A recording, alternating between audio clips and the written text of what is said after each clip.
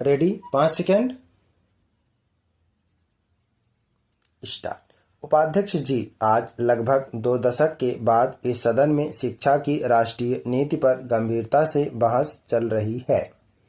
मैं आशा करता हूं कि इस बहस के पूरा होने के बाद हम एक ऐसे निर्णय पर पहुंचेंगे जिससे हमारे देश की राष्ट्रीय शिक्षा नीति की दिशा तय होगी। मैं यहाँ यह स्पष्ट कर देना चाहता हूँ कि वर्तमान शिक्षा प्रणाली के प्रति देश में जो विविधता फैली हुई है वह विविधता कई वर्ष पहले ही शुरू हो गई थी। शिक्षा क्षेत्र की यह विविधता केवल हमारे देश तक ही सीमित नहीं है, इसका विस्तार विश्व पटल तक हो गई है। इसका कारण यह है कि आज विश्व में बहुत ही तीव्र गति से परिवर्तन की बयार बह रही है।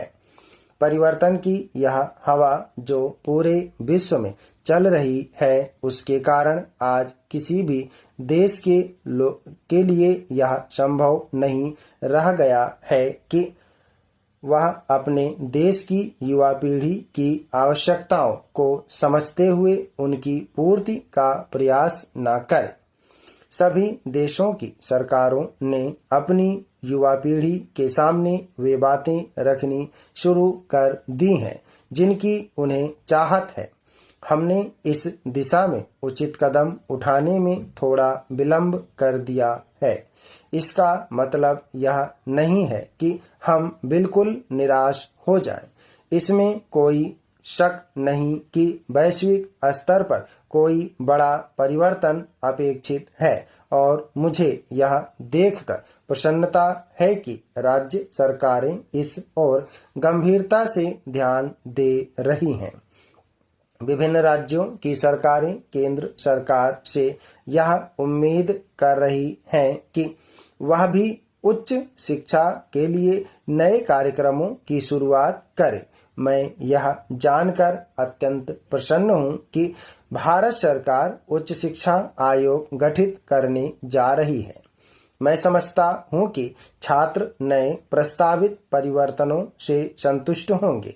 हमें इस बात पर भी विचार करना चाहिए कि वर्तमान में शिक्षा की जो व्यवस्था उपलब्ध है उसमें अचानक कोई बड़ा परिवर्तन करना कितना सार्थक होगा। केंद्र सरकार को इस कार्य को इस ढंग से करना चाहिए कि जो भी बदलाव हो उसका कोई न कोई सकारात्मक परिणाम निकले। हम जानते हैं कि नई राष्ट्रीय शिक्षा नीति में अगर कोई छोटी सी भी गड़बड़ी होती है तो देश के युवा नाराज हो सकते हैं।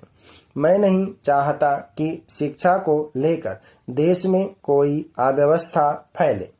मैं यहाँ शिक्षा के मद में कोई धनराशि में बढ़ोतरी या कटौती की मांग करने नहीं आया हूँ।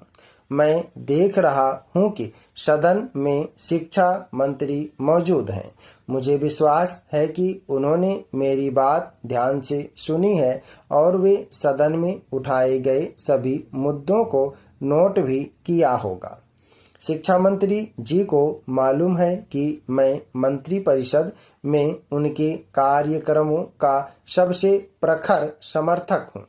आज हमारे सामने और राष्ट्र के सामने बहुत ही कठिन लक्ष्य है जिसे हम सबको आपस में मिलकर प्राप्त करना है। यह कहना ठीक नहीं होगा कि अगर किसी काम के लिए अपेक्षाकृत कम धन का निर्धारण होता है तो वह धन महत्वपूर्ण हो जाता है। जब प्राथमिकताएं निर्धारित करने का प्रश्न आता है तो सबसे ऊंची प्राथमिकता रोजमर्रा की आवश्यकता की चीजों को देनी होती है। मैं जानता हूं कि अगर ऐसा करते हुए आपके सामने कोई ठोस योजना ना हो तो इसकी कीमत भविष्य को चुकाना पड़ सकता है। आपको मजबूत इमारत बनाने से पहले उसकी दीवारों की नींव मजबूत करनी होगी। उसके बाद पहली मंजिल और दूसरी मंजिल की तरफ ध्यान देना होगा। उपाध्यक्ष महोदय, कुछ दिन पहले मैं स्वास्थ्य मंत्रालय की एक उच्च अधिकार प्राप्त समिति के सदस्यों से मिल रहा था। हम यह नहीं कह सकते कि स्वास्थ्य का महत्व किसी भी प्रकार से कम है, क्योंकि अगर स्वास्थ्य ठीक न हो तो शिक्षा भी ठीक से नहीं मिल सकती। मैंने समिति के सदस्यों से यह अनुरोध किया था कि वे ग्रामीण क्षेत्र के गरीब लोगों के स्वास्थ्य के लिए कोई ठोस योजना बनाएं। मेरा मानना है कि बीमार लोगों को शिक्षा से कोई लाभ नहीं मिल सकता। वे पहले तो अपना पेट भरने के लिए रोटी की बात करेंगे, फिर अपने स्वास्थ्य के बारे में, उसके बाद ही वे शिक्षा के बारे में सोचेंगे। इन तीनों का महत्व स्वतः स्पष्ट है। इनमें से किसी के भी अभाव में बेहतर जीवन की कल्पना नहीं की जा सकती है। हमें बड़ी प्रसन्नता है कि भारत सरकार ने मेरे उन सुझावों की तरफ ध्यान दिया है और नई आयुष्मान भारत योजना को आम जनता के लिए लागू किया है। मैं पूरे सदन से यह अनुरोध करता हूं कि आप सभी माननीय प्रतिनिधि इस योजना को लागू करने में सरकार को सहयोग दें।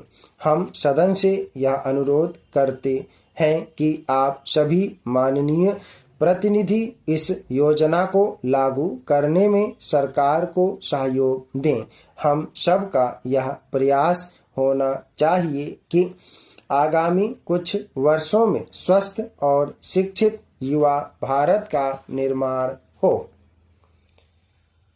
अध्यक्ष महोदय, केंद्र सरकार ने देश में व्याप्त बेरोजगारी की समस्या को दूर करने के लिए जो योजना बनाई है, उसके विषय में अपना विचार रखते हुए मुझे अपार खुशी हो रही है। मैं सभी सरकारी विभागों में फैले भ्रष्टाचार को समूल नष्ट करने की इच्छा पहले ही व्यक्त कर चुका हूँ। उस समय सदन के सभी माननीय सदस्यों ने मेजें थपथपाकर मेरे विचारों का समर्थन किया था।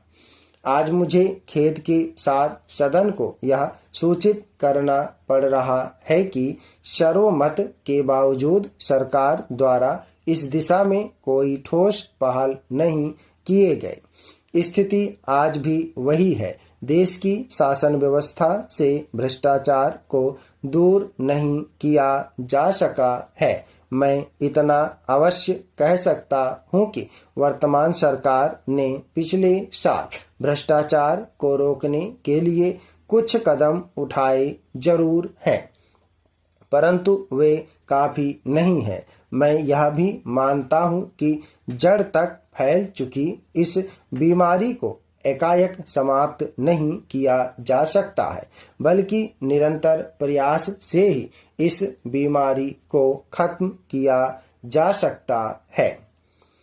केंद्र या राज्य सरकार की किसी भी योजना की आशा तभी पूरी हो सकती है जब हम इस बीमारी पर लगाम लगा सकेंगे।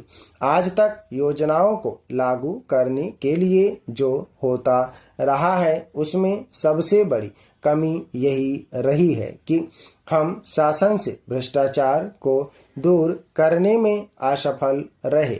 जो अधिकारी भर्ती के समय साक्षात्कार बोर्ड को यह आश्वासन देते हैं कि वे शासन से भ्रष्टाचार को दूर करने की दिशा में काम करेंगे, वे भर्ती के बाद अपने इस सिद्धांत को जुमला समझकर छोड़ देते हैं। भ्रष्टाचार को दूर करने के लिए जो नीतियां सरकार की ओर से बनाई जाती हैं, वे उन पर ध्यान नहीं देते हैं। यही कारण है कि जो लोग सरकार से यह आशा करते हैं कि वह इस दिशा में कुछ करेगी, उन्हें निराशा हाथ लगती है और वे धीरे धीरे सरकार के विरोधी बन जाते हैं। स्टॉप। धन्यवाद। ओके दोस्तों, आपने शो प्रैक्टिस है, सभी लोग मैटर को प्रैक्टिस और ट्रांसक्राइब करेंगे। वर्ड टू वर्ड 105 की स्पीड से और आयोग के हिसाब से गिनेंगे तो 110 शब्द प्रति मिनट की स्पीड से हैं।